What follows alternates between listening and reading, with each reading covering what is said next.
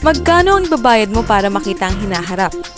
Higit sa lahat, kung nakita mo ng hinaharap, sasamantalihin mo ba ang pagkakataon? O magiging isang nasayang na pagkakataon? Mga stocks na dapat sana binenta mo, isang lupa na dapat pala binili mo, ang pagkakataong pinalagpas mo. Ilan pang pagkakataon ang darating sa buhay mo? Maaari, ito na ang huli. Kaya makinig kang mabuti.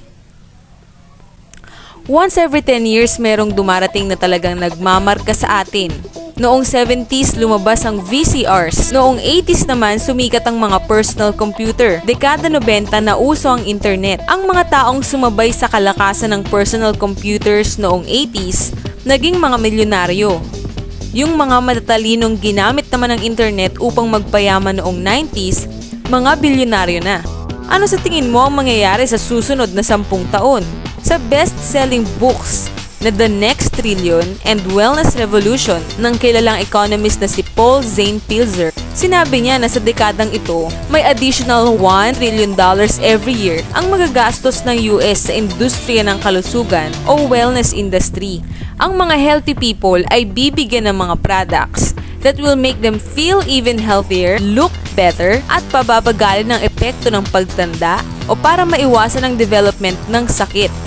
Isipin mo, 20 years ago, hindi mo man marinig ang tinatawag na wellness industry. Pero ngayon, nagkakahalaga ng mahigit kumulang sa $300 billion ang yearly sales sa industriyang ito sa US. Halos kaparehas ng bentahan ng sasakyan sa US. Ngayon, ito ay nagkakahalaga ng $300 billion kada taon. But by the end of this decade, $1 trillion na ang halaga nito. That's equivalent to $1,000 billion a year. Para sa hindi mahilig sa math, lalago ito ng 300%. Paano mangyayari ang ganung paglago? Paano nalaman na lalago ito ng ganun?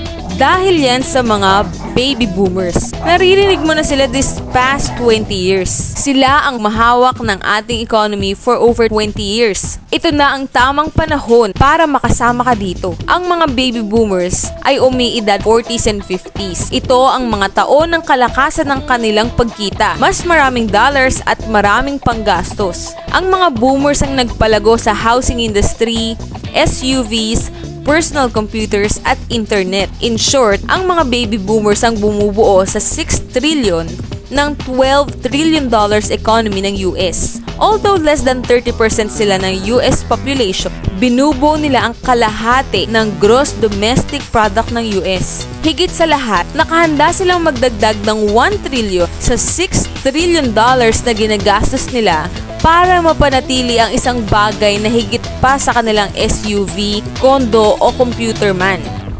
Ang kanilang kabataan. Kabataan, anti-aging, health, wellness. Yan ang next big thing. Sa pamamagitan ng kanilang pagpapatakbo ng kanilang buhay, ang mga baby boomers ay gumagawa ng isang revolusyon sa wellness industry. At ito ay mabilis na nangyayari. Tignan mo lang kung paanong ang mga pagbabagong inaabot dati ng mga 10 taon, ngayon nangyayari na lang in a few years or less. Nung maimbento ni Henry Ford ang Model T noong 1908, inabot ng 70 years bago naging $1 trillion ang industriya ng mga sasakyan. Nang ilabas ng IBM ang pinakaunang personal computer noong 1981, inabot lang ng 10 years upang maging $1 trillion ang computer industry at malagpasan ang industriya ng mga sasakyan. Ngayon, lalagpasan pa ng wellness industry ang $1 trillion sa susunod lamang na 5 taon. $1 trillion. That's $2.7 billion every day, $114 million every hour, $1.9 million every minute. Noong 1990s, umakyat ang bilang ng mga pamilyang milyonaryo sa US. Mula 3.6 million, naging 7.2 million millionaire families. Ang prediction ng ekonomistang si Pilzer, madaragdagan ng another 3.6 million families ang magiging millionaire sa susunod na 5 taon.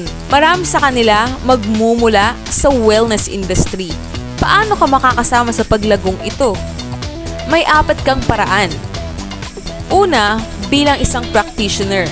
Ikalawa, bilang isang manufacturer. Ikatlo, bilang isang retailer. O pang-apat, bilang isang distributor. Ang mga practitioners gaya ng mga doktor, massage therapists, chiropractors at naturopathic healers ay may malaking pag-asang yumaman.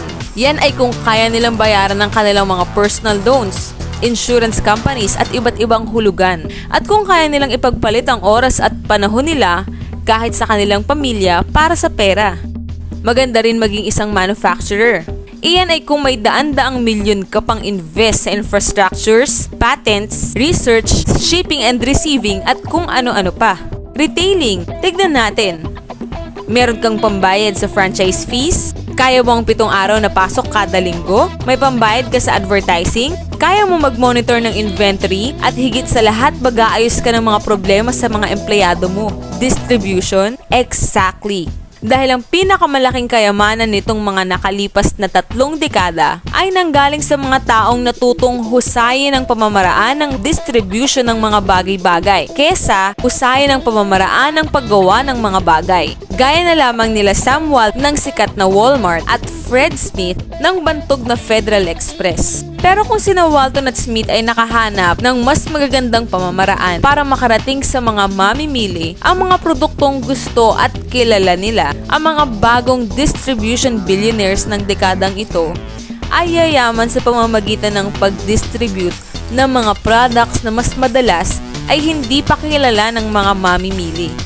Ang mga bagong distribution billionaires gaya nila Jeff Bezos ng Amazon.com ay yumaman sa pamamagitan ng pag-educate sa mga mamimili tungkol sa mga bagong products at bagong pamamaraan ng pag-distribute ng mga produkto. Ito ay tinatawag na business at the speed of thought. Better products, better distribution, mas maganda ang opportunity. Bakit? Dahil mayroong 78 million baby boomers na may $1,000 billion in cash na handang gumastos. Gusto nilang mag-drive ng sports cars, mamasyal, mag-enjoy, ayaw nilang tumanda, at handa silang gumastos para lamang manatiling bata, malusog at puno ng buhay. Sa susunod na 5 taon, ang mga US baby boomers ay gagastos para sa mga produktong may kinalaman sa kalusugan. Mula $300 billion ngayon hanggang $1 trillion every year. Handa ka ba? Ang mga taong nagparinig sa iyo ng video na ito ay magpapakilala sa iyo ng isang pamamaraang subok na at successful. Isang pagkakakitaang pwede mong gawing part-time sa bahay na walang involved na malaking investment, walang mga empleyado, at walang sakit ng ulo, hindi gaya ng tradisyonal na negosyo. Isang negosyo na sa iyong spare time, pwede kang kumita mula ilang daang piso hanggang 100,000 piso kada buwan. At dahil isang negosyong pwedeng gawin sa bahay, madaragdagan ka ng kita dahil sa mga matitipid mo sa tax. Imagine 1980 ngayon, 25-year-old pa lang si Bill Gates at naghahanap siya ng mga taong makakasama niya sa kanyang bagong itatayong kumpanya. Inaakala niyang magiging isang malaking negosyo ang personal computers. Ikaw, ano naman ang gagawin mo sa panahon ngayon?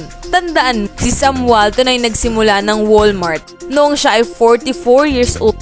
By age 61, siya ng pinakamayamang tao sa mundo. Ikaw, anong excuse mo? One thing is for sure, kung napanood mo ang video na ito at kung nakinig ka, hindi mo pwedeng sabihin na hindi mo ito nalaman. Kapag ang mga anak mo at mga apo mo nagtanong tungkol sa mga naging mayaman noong early 21st century, anong sasabihin mo sa kanila? Are you going to explain kung paanong sinamantala mo ang pagkakataon kaya't umasenso ka? O lagi ka nalang magdadahilan sa kanila kung bakit mahirap ang buhay ninyo? Ang mga impormasyon dito ay tunay. Ang timing ay tunay. Ilang pagkakataon pa ang darating sa iyo. Ano man ang gagawin mo, huwag na huwag mong palalagpasin ang isang ito.